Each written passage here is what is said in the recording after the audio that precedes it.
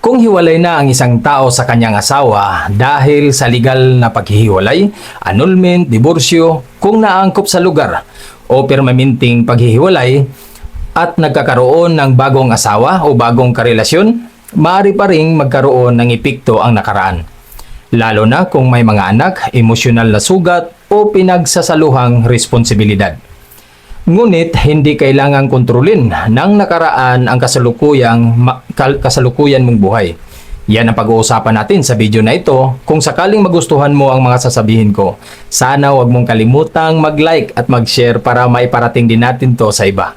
At siyempre, makatulong ka rin sa channel natin. At para din na tayo magtagal, narito ang 10 payo ko para sa inyo. Una, unahin mo muna ang bago mong karelasyon.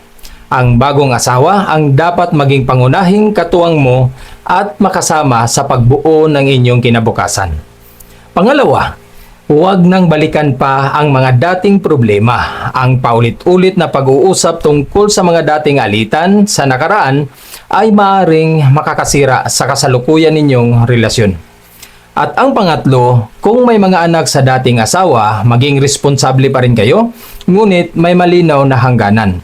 Tuparin ang obligasyon bilang magulang ng may respeto sa bago mong asawa.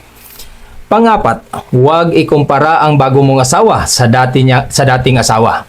Dahil ang bawat tao ay may sariling lakas at kahinaan.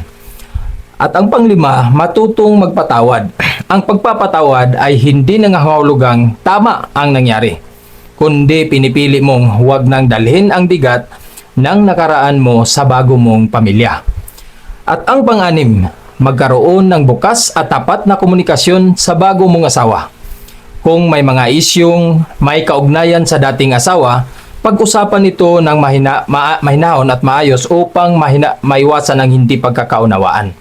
Pang-7, iwasan ang hindi kailangang pakikialam sa buhay ng dating asawa. Kung wala namang responsibilidad na kailangang pag-uusapan, mas mabuting igalang ang kanya-kanyang buhay. At ang pang-8, patuloy na pagbutihin ang sarili. Gamitin ang mga natutunan mo sa nakaraang relasyon upang maging mas mabuting asawa sa bagong taong nagmamahal sa iyo ngayon. At ang pang-9, bigyan ng panahon ang tiwala at pagmamahalan na lumago, magplano para sa kinabukasan. At intindihin na hindi lahat ng takot o sugat mula sa nakaraan ay mawawala agad, kaya maging matyaga sa isa't isa. At ang pang-10, tumingin sa hinaharap, hindi sa nakaraan. Ang nakaraan ay maaring maging aral lamang, ngunit ang magiging direksyon ng buhay ay nakasalalay sa mga desisyong ginagawa ninyo ngayon.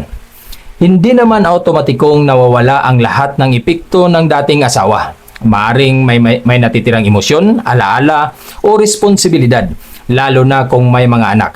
Ngunit kung parehong nagsisikap ang mag-asawa sa kasalukuyan at nagtutulungan, magtiwala sa isa't isa at magtakda ng malinaw na hangganan, posible silang magkaroon ng masaya at matatag na panibagong simula.